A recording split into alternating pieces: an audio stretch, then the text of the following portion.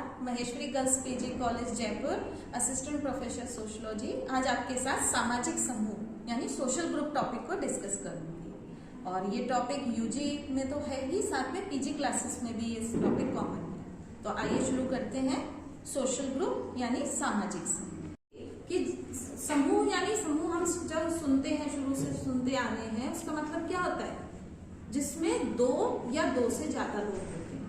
ठीक है, तो जब हम दो या दो से ज्यादा लोगों का संग्रह मानते हैं तो उसको समूह बोलते हैं। अब वो समूह अलग अलग उसमें उसके एस्पेक्ट्स होते हैं कि उस समूह में व्यक्ति किस आधार पे जुड़ा हुआ है, उसमें उसके बहुत लंबे संबंध हैं, वो टेम्परेरी समूह है, वो परमानेंट समूह है यानी कि स्थायी समूह है, अस्थायी समूह है। ये सब चीजें उस व्यक्ति के कार्यों के आधार पर निर्धारित, ठीक है, या उसके उद्देश्यों के आधार पर निर्धारित होता है कि उसको किस तरह के समूह का सदस्य बनना है। पर सबसे पहले हम देखते हैं उसकी परिभाषाएं।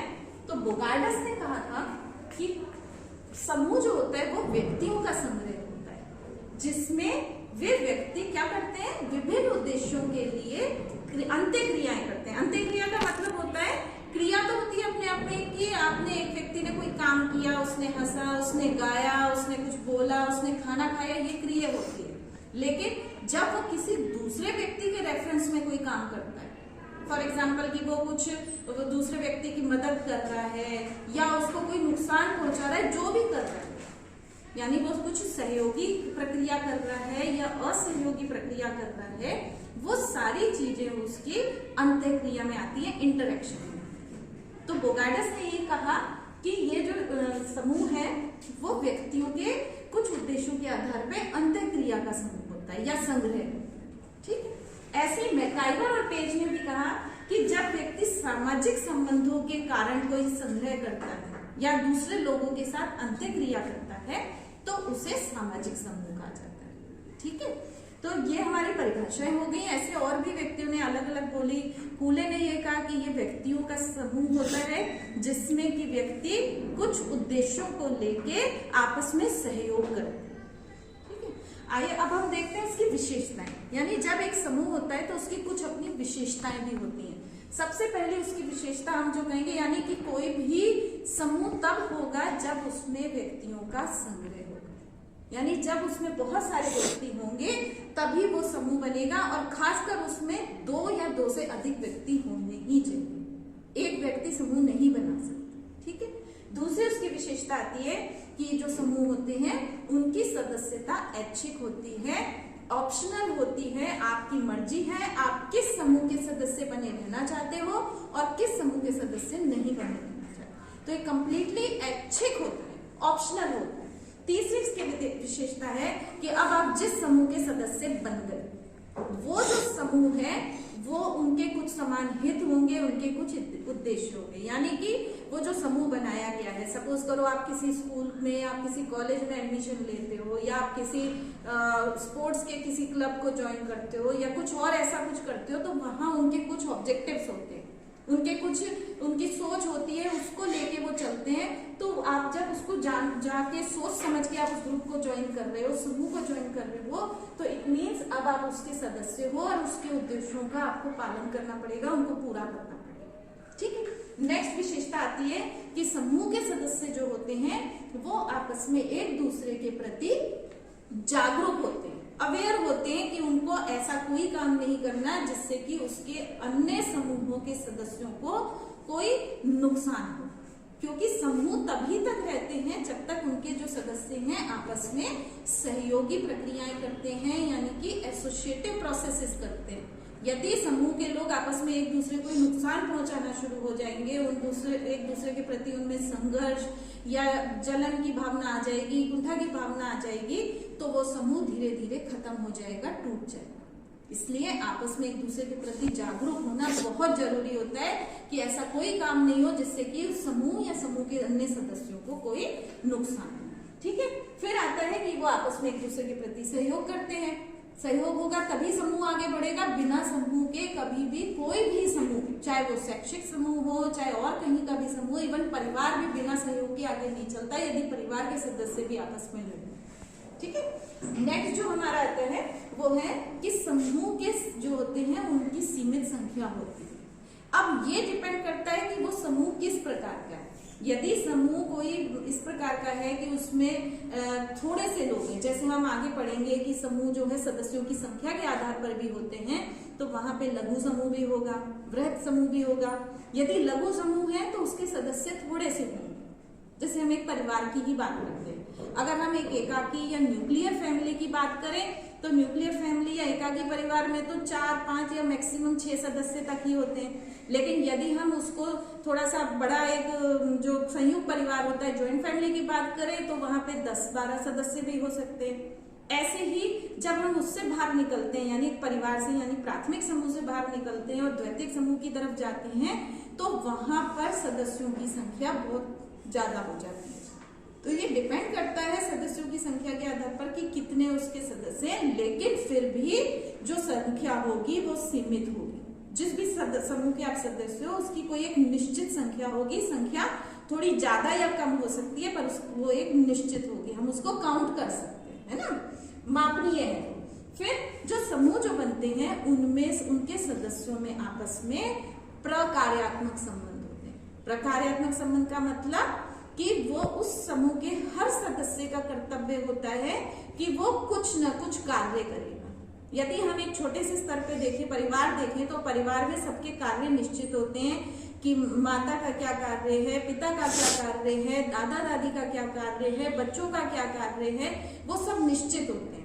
ऐसे ही अगर हम स्कूल में जाएंगे तो वहां जो उस समूह के जो सदस्य हैं सबके कार्य निश्चित है कि जो स्टूडेंट्स हैं उनको क्या करना है, छात्र छात्राओं को, टीचर्स को क्या करना है, अगर पियोन्स है तो पियोन्स के क्या कार्य हैं, अगर वहां पे क्लर्क हैं तो क्लर्क के क्या कार्य हैं, इवन प्रिंसिपल के क्या कार्य हैं। यानी कि हर एक व्यक्ति के कार्य निश्चित होते हैं और वो सबको करना बहुत जरूरी होता है। ठीक है, उसके बाद आते हैं कि इन सदस्यों में जो समूह के सदस्य होते हैं उनमें आपस में या तो प्रत्यक्ष संबंध होंगे या अप्रत्यक्ष संबंध होंगे। प्रत्यक्ष संबंध का मतलब होता है कि जहां पर हम डायरेक्टली एक दूसरे के साथ बात करते हैं, एक दूसरे को अपने विचारों का आदान प्रदान करते हैं और हम लगभग उनके आमने सामने रहते हैं। अप्रत्यक्ष होते हैं जिसमें कई बार हम उस समूह के सदस्य तो होते हैं पर हम उन सदस्यों के आमने सामने नहीं होते। जैसे आजकल का जमाना है उसमें बहुत सारे ऐसे ग्रुप्स होते हैं जिनमें हम उनसे इंटरनेट के थ्रू ऑनलाइन जुड़े हुए होते हैं या हमारे सोशल नेटवर्किंग साइट्स होती हैं। यहाँ पे जरूरी नहीं है कि हर एक व्यक्ति हमारे सामने ही बैठा हुआ है, ठीक है, लेकिन फिर भी वो हम उस समूह के सदस्य हो सकते हैं। तो वहां अप्रत्यक्ष संबंध हो गए, यानी डायरेक्ट संबंध नहीं है उनसे, लेकिन फिर भी हम उस समूह के सदस्य हैं और हर एक व्यक्ति अपना अपना कार्य कर रहा है। नेक्स्ट जो आता है वो आता है कि आपके जो उस समूह के कुछ प्रतिमान होते हैं, कुछ वैल्यूज होते हैं, कुछ नॉर्म्स होते हैं और हर व्यक्ति को उन प्रतिमानों को यानी उन नॉर्म्स को, उन मूल्यों को, उन वैल्यूज को मानना कंपलसरी होता है। आपने देखा होगा, आप अगर अपने घर में भी कुछ परिवार से हटके, परिवार के नियमों से हटके कुछ काम करोगे तो आपको डांट पड़ेगी परिवार के सदस्यों से। वो आपके दादा दादी भी हो सकते हैं, आपके माता पिता भी हो सकते हैं या कोई और बड़ा भाई बहन और कोई भी हो सकता है जो आपको डांट सकता है कि ऐसा क्यों किया, ऐसा नहीं करना था, है ना। ऐसे ही आप अगर स्कूल में जाओगे तो स्कूल के अगर नियम के अनुसार काम नहीं करोगे, यानी स्कूल के जो भी नॉर्म्स हैं उसके अकॉर्डिंग काम नहीं करोगे तो वहां भी आपको डांट पड़ेगी। ऐसे नहीं होता ना कि आपकी कभी भी मर्जी हो रही है, आप आ रहे हो, कभी भी मर्जी हो रही है, जा रहे हो। वहां रूल है कि अगर इतने बजे ये क्लास होनी है तो उतने बजे ही होगी, होता है। तो इसीलिए होता है क्योंकि अगर ऐसा नहीं होगा तो वो जो समूह है उसके सदस्य अपनी मनमानी करेंगे, सारा डिसिप्लिन खत्म हो जाएगा।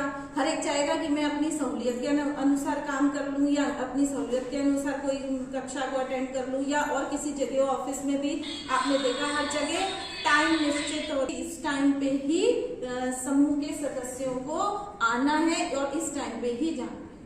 तो इसका मतलब जिस भी आप समूह के सदस्य होते हो उसके कुछ नियम प्रतिमान होते हैं, रूल्स रेगुलेशंस, नॉर्म्स होते हैं, वैल्यूज होते हैं जिनका पालन करना बहुत जरूरी है।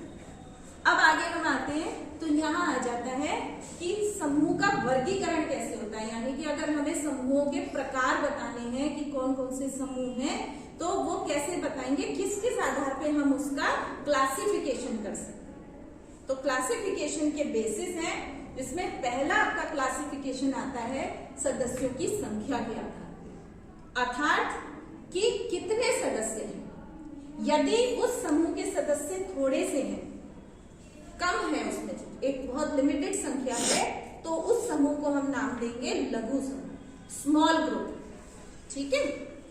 दूसरा जो आता है जिसमें अगर संख्या बढ़ गई, ज्यादा लोग हैं, जैसे अगर अपन एक स्कूल लेते हैं, कॉलेज लेते हैं, वहां उस समूह के हम सदस्य हैं, तो वहां पे बहुत सारे सदस्य होंगे, तो वो जो ग्रुप बन जाएगा वो वृहद समूह बन जाएगा। ठीक है। वृहद समूह का मतलब लार्ज ग्रुप। तो ये किस पे डिसाइड हो रहा है कि कितने उस समूह के सदस्य हैं, नंबर ऑफ मेंबर्स कितने हैं उस ग्रुप के। लघु समूह जिसमें थोड़े से मेंबर्स होंगे, और जो वृहद समूह है, लार्ज ग्रुप है, उसमें समूह के सदस्य ज्यादा हैं। नेक्स्ट आपका आता है स्थायित्व के आधार पे, यानी on the basis of stability, कि वो समूह कितने समय तक चलने वाला। जैसे अगर वो स्थायी समूह है, तो स्थायी समूह में क्या है, यानी स्टेबल ग्रुप कौन सा हुआ, जो बहुत लंबे समय तक चलता है। इसको हम दूसरी भाषा में हम इसको परमानेंट ग्रुप भी कहते हैं। और इसका सबसे बेस्ट एग्जांपल होता है हमारी फैमिली। हमारे जन्म से लेके हमारी मृत्यु तक ये समूह हम उसके मेंबर रहते हैं, और वो समूह हमारे साथ होता है। ठीक है। तो ये इस तरह के एग्जाम्पल स्थायी समूह में आते हैं। और जो दूसरा अस्थायी समूह है, जिसको हम टेम्परेरी ग्रुप कहते हैं, उसमें कैसे सदस्य आएंगे, उसमें थोड़े सदस्य थोड़े समय के लिए होगा। जैसे कि आप जब स्कूल में थे, तो आपका स्कूल की जैसे स्कूलिंग खत्म हुई, आपका वो समूह खत्म हो गया। कॉलेज में आए, कॉलेज जहाँ पे आपकी कॉलेज का एग्जाम हो गए, फाइनल आप चले गए उस कॉलेज से, वहां वो समूह खत्म हो गया। ऐसे ही आप मान लो कहीं जाते हो किसी जगह पे, उस जगह पे आप जाके कोई क्लब ज्वाइन करते हो, कोई सोसाइटी ज्वाइन करते हो, और उसके बाद जब आप छोड़ देते हो, चले जाते हो, तो वो सब क्या है, अस्थायी है, टेम्परेरी है, जो थोड़े समय के लिए आप जिस समूह के सदस्य बने थे, और जैसे ही आपका उस उद्देश्य कंप्लीट हो गया, वो समूह खत्म हो गया। ठीक है। नेक्स्ट आता है रीफिलिंग के बेसिस, हम की भावना के आधार पे, कि उन समूह के सदस्यों में कितना ज्यादा आपस में एक जुड़ाव है, वो कितने एक दूसरे से जुड़े हुए हैं, उस पर डिपेंड होता है। तो उसके आधार पे आपके होता है अंतः समूह। अंतः समूह के जो सदस्य होंगे, उनमें हम की भावना बहुत ज्यादा पाई जाएगी। ठीक है। ये इंटरनल ग्रुप्स कहलाते हैं, क्योंकि इसके थोड़े से सदस्य होते हैं, और वो सदस्य एक दूसरे का बहुत ध्यान रखते हैं, एक दूसरे के साथ कोई नुकसान ना हो, एक दूसरे को कोई तकलीफ ना हो, ये सारी चीजें उस ग्रुप के लोग एक दूसरे को देखते हैं। जबकि जो बाह्य समूह होता है, वहां पे भी फीलिंग कमजोर होती है, और वहां मौका पड़ने पर समूह के सदस्य एक दूसरे को नुकसान भी पहुंचा सकते हैं, एक दूसरे के लिए कुछ वो गलत प्रचार भी कर सकते हैं। इसीलिए इसमें हम की भावना कम होती है, और इसलिए इसको बाह्य समूह कहा जाता है, जो उस व्यक्ति के उसके कंट्रोल नहीं होता है, जहाँ पे सहयोग कम होता है। ठीक है। वहां कंपटीशन ज्यादा होता है। नेक्स्ट जो आपका आता है वो है प्रकार्यात्मक आधार, यानी कि आप किस किस प्रकार के कार्य कर रहे हो समाज में, तो आप उस समूह के सदस्य हो। जैसे यदि आप पढ़ाई कर रहे हो, पढ़ा रहे हो, या खुद पढ़ रहे हो, तो आप शैक्षिक समूह के सदस्य, एजुकेशनल ग्रुप के। अगर इसी तरह से आप खेल रहे हो, आपने कहीं कोई ज्वाइन किया, या आप खुद सिखाते हो, आपकी कोई एकेडमी है, आप स्टूडेंट्स को सिखाते हो, या आप खुद स्टूडेंट हो, आप खुद सीखते हो, खेल से रिलेटेड है वो, तो वो खेल समूह हो जाएगा। इस खेल समूह में एक और आता है, जैसे आप देखते हो छोटे बच्चे स्कूल के होते हैं या घर के होते हैं, आसपास में अड़ोस पड़ोस में खुद छोटे बच्चे शाम को खेलते हैं, है ना, वो भी उस खेल समूह में ही आता है, कि उनका वो रोज का बना हुआ है, आज हम ये खेलेंगे, आज वो खेलेंगे। उसमें उनमें लड़ाई झगड़ा भी होता है, लेकिन वो सब फिर भी थोड़ी देर बाद फिर या अगले दिन फिर सब मिलके खेल रहे होते हैं। नेक्स्ट आता है धार्मिक समूह। जब हम कोई रिलीजियस एक्टिविटी करते हैं, हम कोई धार्मिक कार्य करते हैं, तो वो जो समूह बनता है वो धार्मिक समूह होता है। और उस जो भी धर्म है, कोई जरूरी नहीं है वो हिंदू धर्म हो, मुस्लिम धर्म हो, वो ईसाई भी हो सकता है, वो सिख धर्म भी हो सकता है, जैन धर्म, बौद्ध धर्म, या और भी कोई धर्म हो सकता है। वो सभी धर्म के जब लोग एक साथ मिलके समान उद्देश्यों के लिए जब काम करते हैं, तो वो धार्मिक समूह हो गया। ठीक है। नेक्स्ट आपका ऐसे ही है राजनीतिक समूह। यदि आप किसी राजनीतिक समूह के सदस्य हो, आप उसमें राजनीतिक गतिविधियां कर रहे हो, तो वो राजनीतिक समूह हो जाता है। इसी प्रकार से सांस्कृतिक समूह होता है। बहुत से लोगों को डांस का शौक होता है, वो डांस के समूह जाके ज्वाइन कर लेते हैं। बहुत से लोगों को म्यूजिक का, गाने का होता है। बहुत से को अपने इंस्ट्रूमेंट्स बजाने का शौक होता है, या कुछ और इससे रिलेटेड कोई और एक्टिविटी करने का शौक होता है, तो वो या कविता पाठ करना है, या कोई गाना गाना है, या इससे रिलेटेड शायरी करनी है, कव्वाली करनी है, तो वो जितने भी इस तरह की सांस्कृतिक गतिविधियां होती हैं, वो सब सांस्कृतिक समूह के अंतर्गत आती है।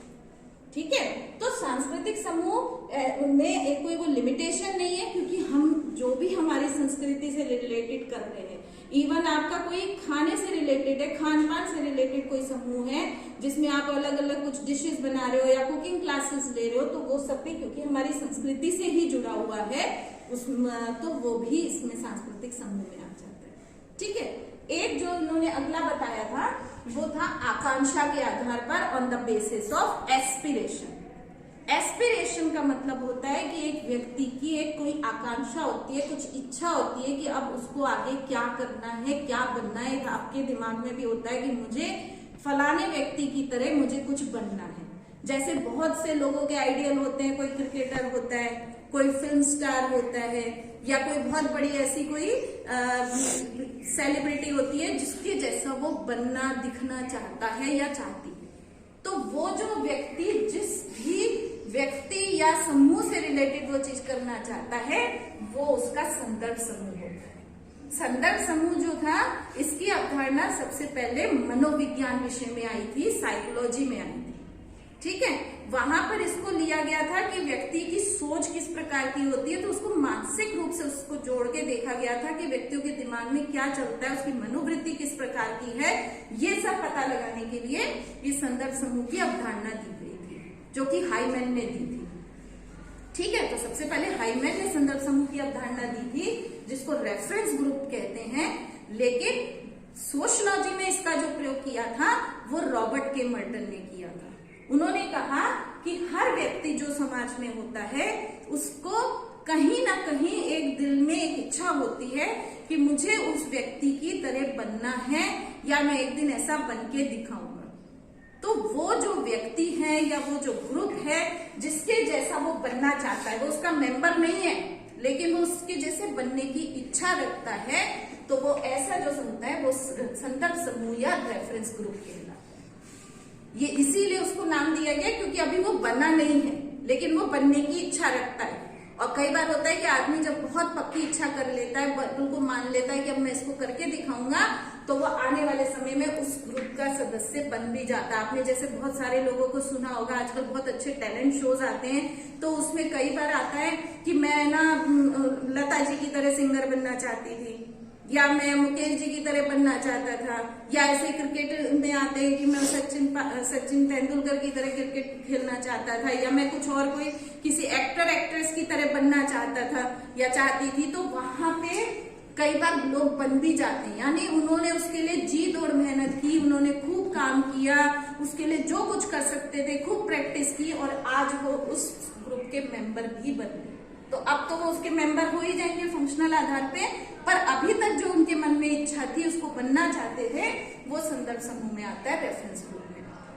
ठीक है, और लास्ट एक जो बताया वो बताया सामाजिक संबंधों के आधार पे, यानी समाज में हमारे साथ बहुत से ऐसे लोग होते हैं जिनके साथ हमारे अलग अलग प्रकार के संबंध होते हैं, रिलेशंस होते हैं, सोशल रिलेशंस। ठीक है, उन सोशल रिलेशंस के आधार पर हम इसको अलग अलग भागों में बांटते हैं। तो सबसे पहला जो आता है वो है प्राथमिक समूह, प्राइमरी ग्रुप।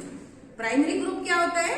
ये एक ऐसा ग्रुप है जिसमें इसकी बहुत सारी कैरेक्टरिस्टिक्स हम यहाँ से देख सकते हैं। ये एक छोटा सा समूह होता है प्राइमरी ग्रुप, नाम से ही पता चल रहा है, जैसे प्राइमरी में छोटा बच्चा होता है ना, उसी तरीके से एक छोटा सा समूह है जिसमें थोड़े से लोग होंगे, है ना, सदस्यों की संख्या कम होगी, और उन सब में बहुत स्ट्रॉन्ग हम की भावना पाई जाएगी, वी फीलिंग पाई जाएगी, कम्युनिटी फीलिंग होगी। वो जितने भी सदस्य होंगे उनका पूरा प्रयास होगा कि इस समूह के नियमों का, प्रतिमानों का, मूल्यों का, यानी जो भी उसके नॉर्म्स हैं, उसके रूल्स हैं, उसकी वैल्यूज हैं, उनका कड़ाई से पालन।